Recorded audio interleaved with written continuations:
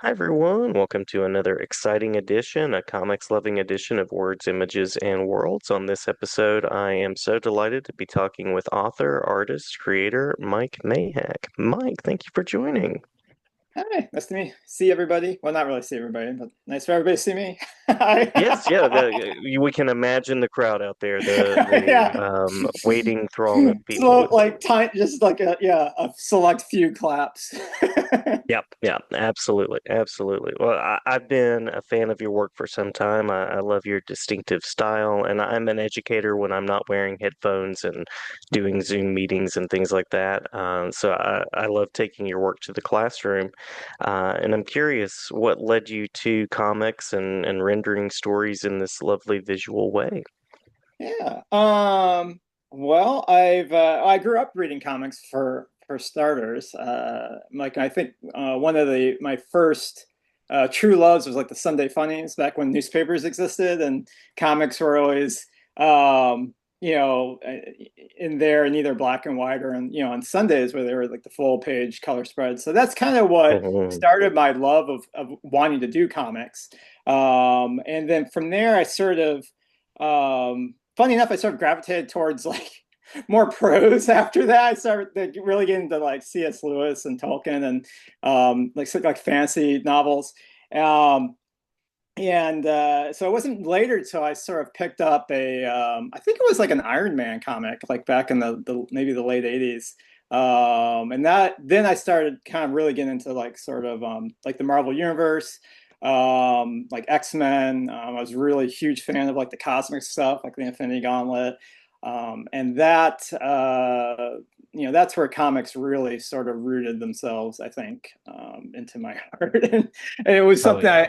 I never thought I could do like superhero books or monthly books like that. I was still sort of thinking maybe I'd do like strip style stuff, but discovering books like sort of like independent later in the 90s, like books like Bone, where they were kind of Mm-hmm. doing sort of the style that was a little bit more things I was more comfortable doing myself.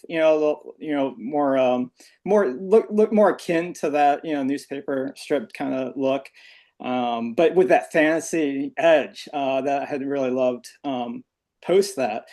And yeah, and then I just sort of made that my track for life ever since. I was like, that's what I want to do, and so I worked hard to try to get myself capable of doing that. Um, and thankfully, I had some good breaks, and I'm blessed to be able to make a living at it now. Ah, very cool, very cool. I also was introduced with comic strips and love the way that fantasy characters play out in that space. And I consider your work kind of all ages in a way, not necessarily only younger readers, not necessarily only older readers. I think it really spans a wide range. So that is a special kind of gift and talent all on its own. I appreciate that. Thank you.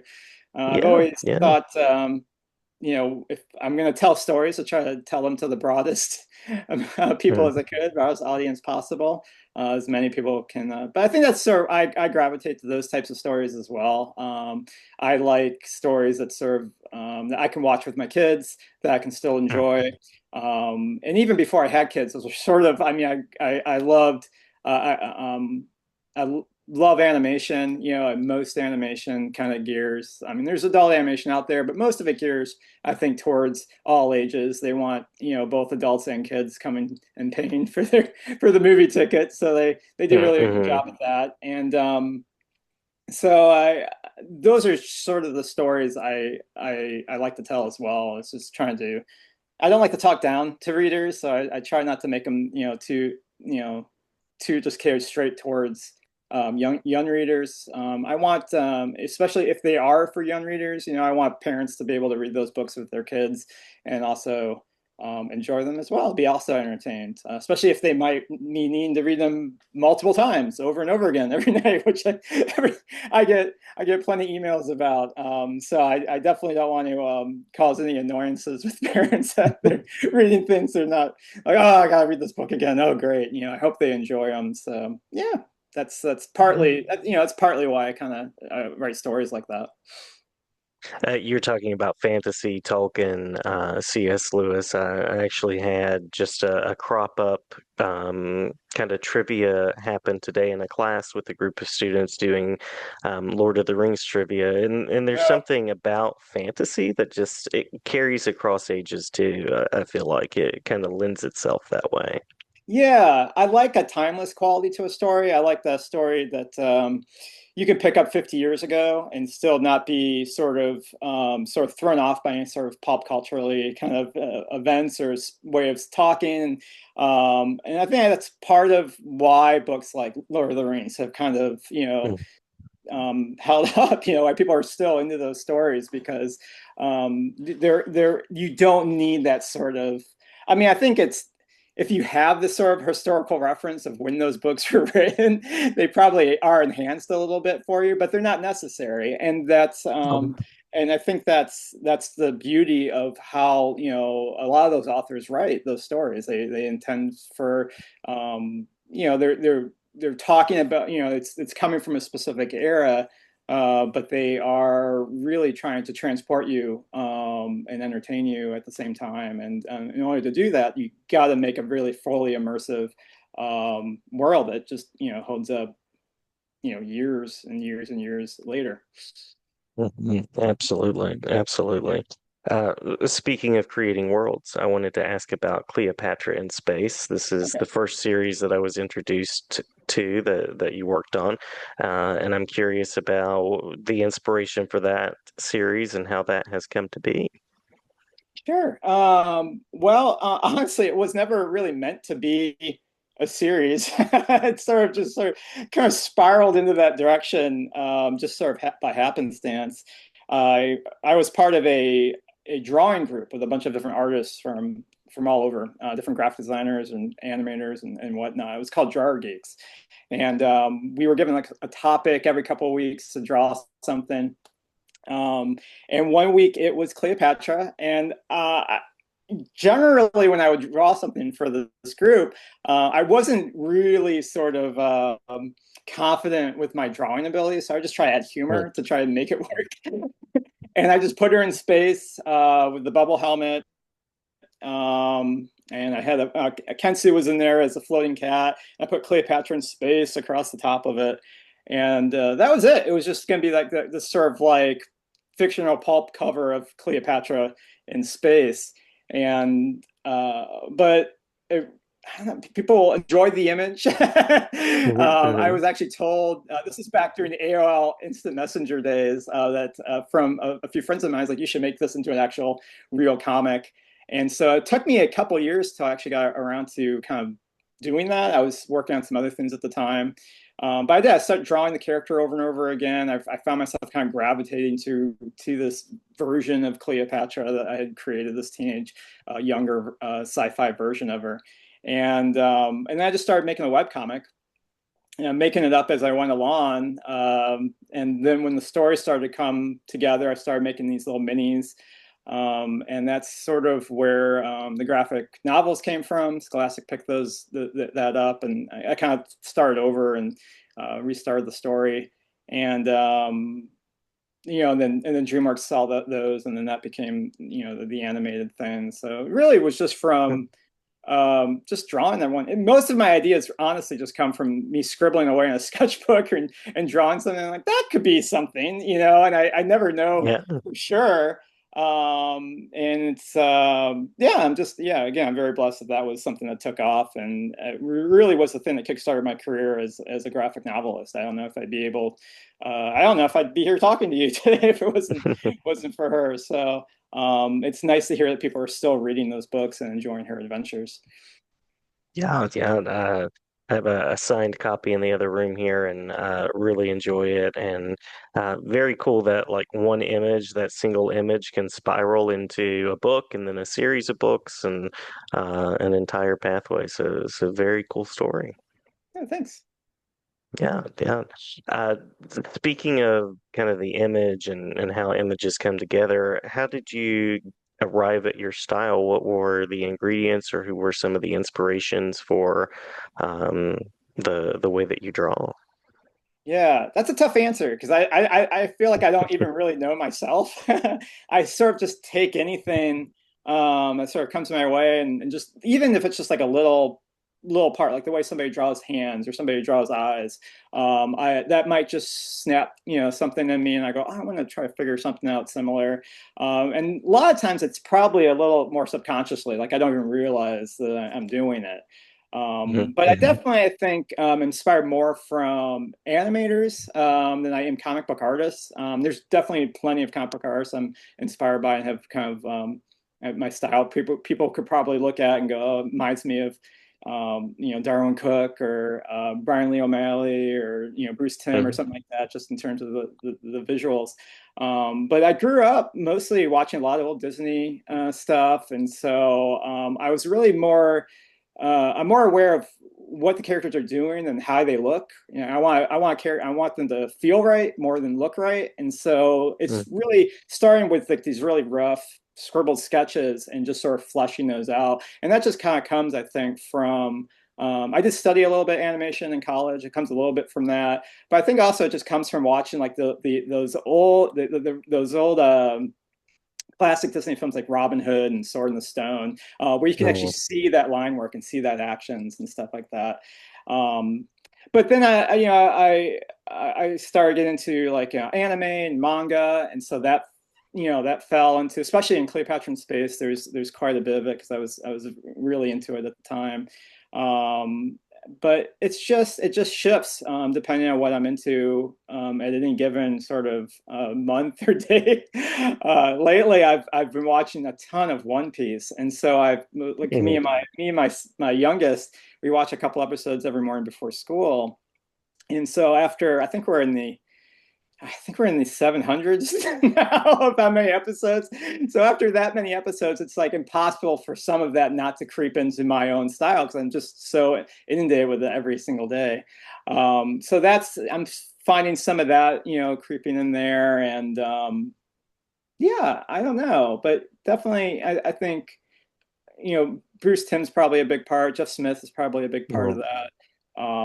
Even like Bill Watterson, the way that he would sort of um, use negative space. I've always really enjoyed, what he didn't draw. I'm always sort of really impressed by artists. Like Chris Samney does a really amazing job of that too. Oh Like, yeah.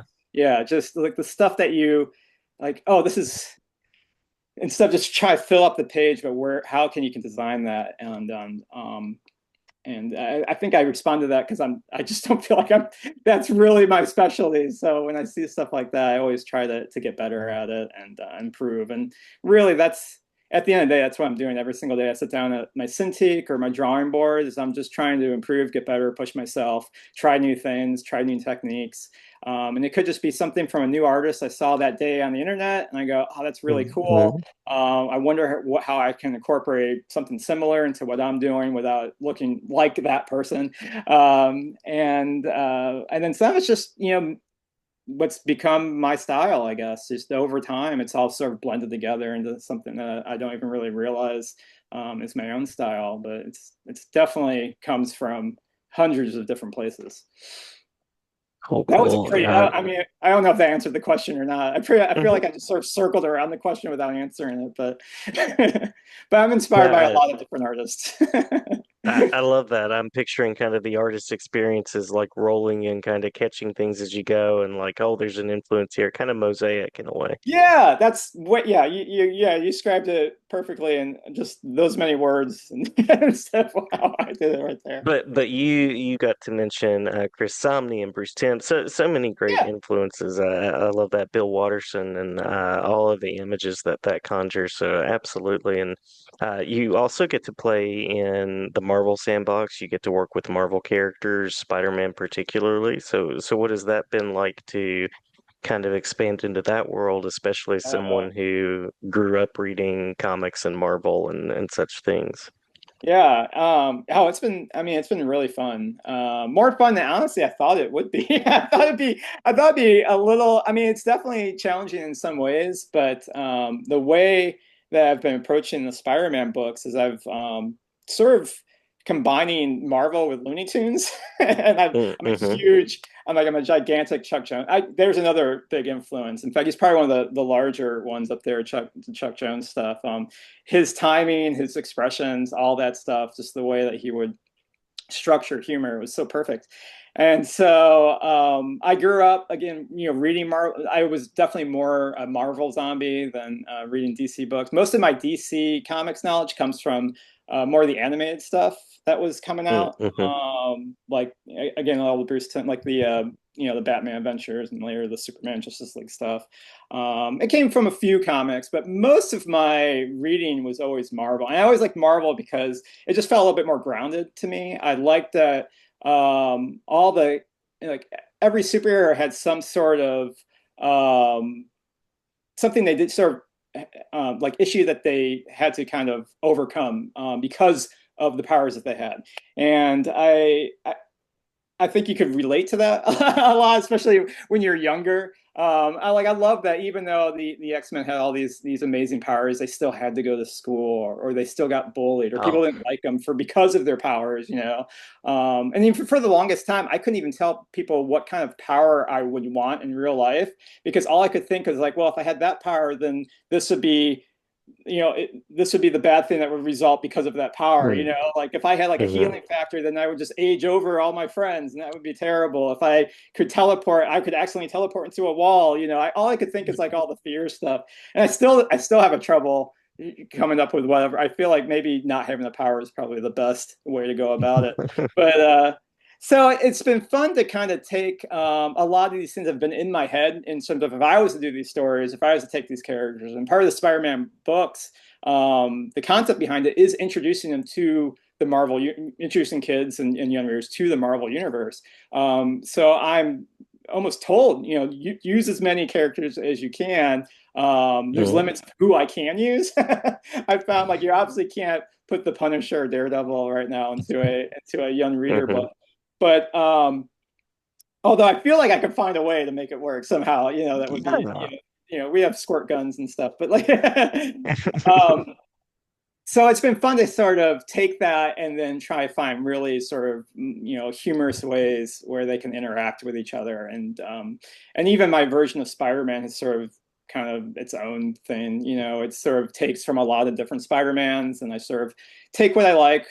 He's a little, it's a little quippy. He just wants to please people. There's a fatherly, to take from the Ultimate Spider-Man, the current one. There's a father, even though he's younger, there is a fatherly kind of quality to him, and when he's sort of trying to teach a lot of these heroes how they could be serving people, and but yeah, it's just been a blast, and I draw. I mean, I draw these characters for fun all the time. So being able to write stories with them and force myself out of that sort of pinup box where I'm just sort of drawing them posed or doing something like that, but actually trying to come up with like story reasons why they exist and what they're doing is just, I think, helping me become a better comic book writer, better comic book artist, all those things. So yeah, it's been really fun.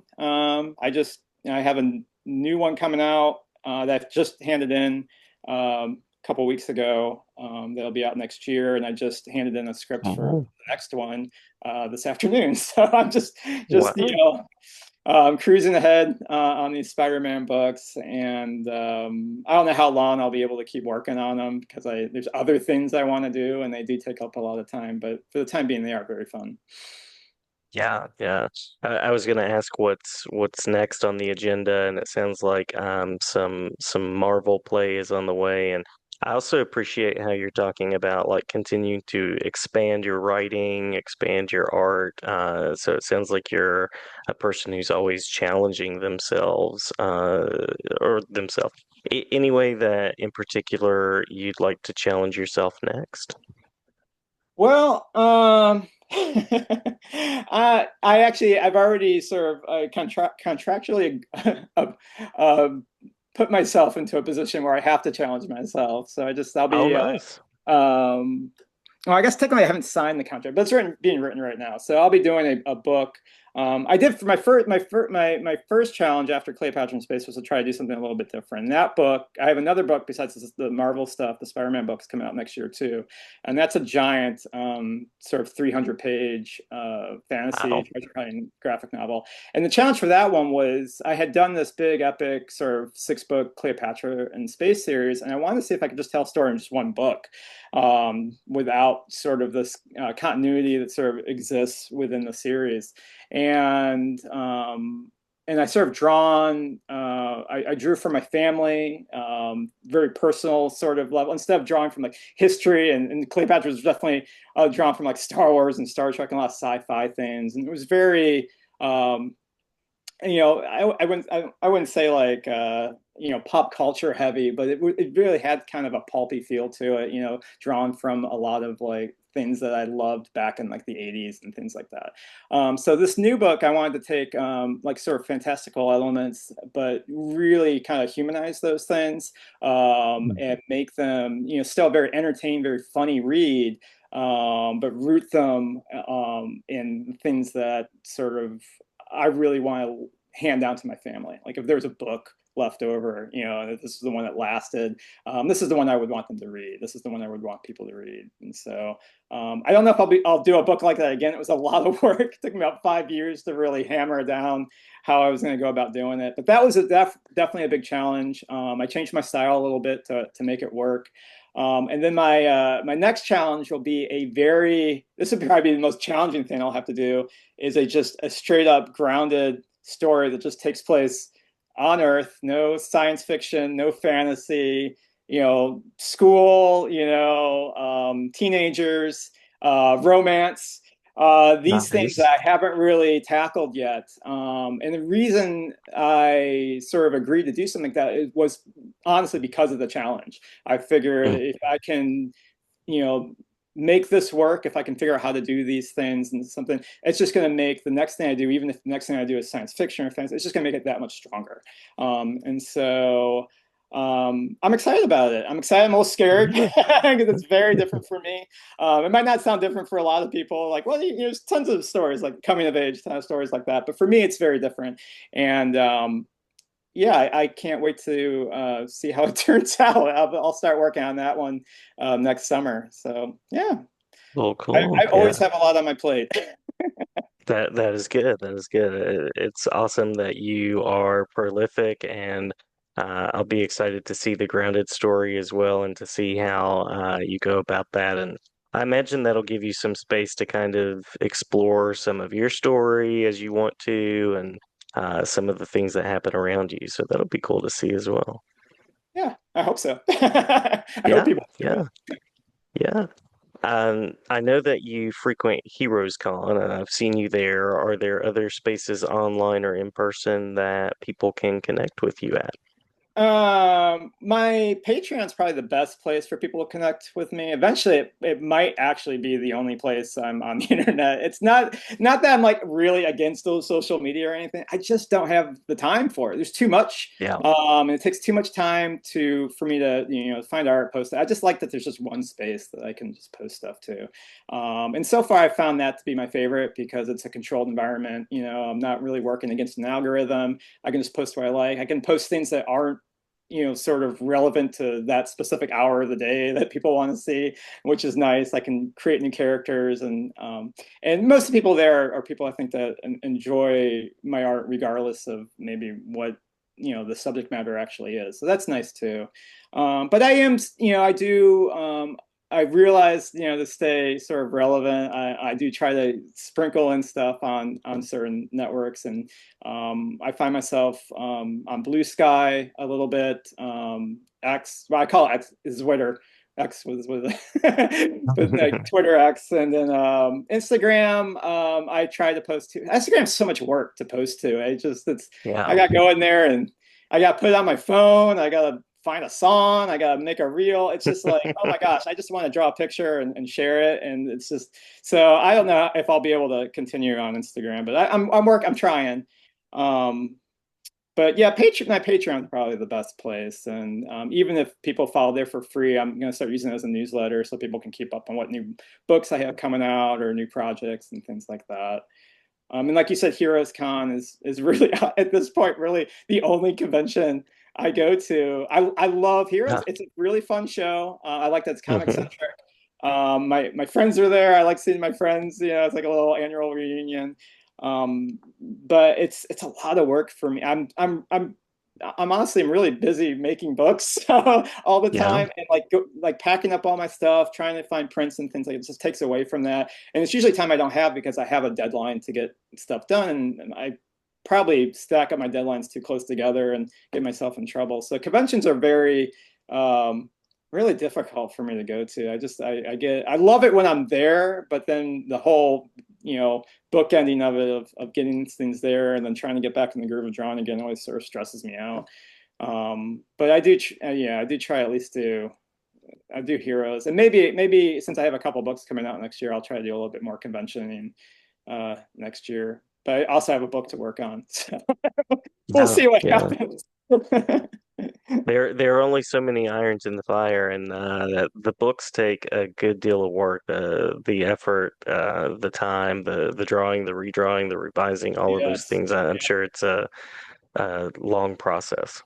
It is, yeah. It's really fun. Yeah, it's a long process. It's hard work. I always like to let people for people that are looking to getting into it. It's definitely not worth, it's not a sustainable career if you're looking at something that you're trying to really make make a lot of money doing. I think you can, but I don't think that's the reason to get into it. I think you get into it because of the love of telling stories. I Mm. usually just I get stuff stuck in my head, and if I don't get it out, I'm irritable. I need to. I have an idea. I have a drawing. I have an image. I have dialogue, and if I don't somehow get it out here and put it out there for other people to see, I'm sort of a miserable wreck inside, and so and a lot of the things I try to portray are very positive and stuff, and I think it's because that's the stuff I really hope for people. I hope they want to read these stories, look at this art, and smile, feel a little bit better about what's going on, and maybe a little bit better with something inside of themselves as well. Yeah. But that's why I do it. I mean, yeah, and that's what drives me. And I don't know. I don't think I'll ever stop.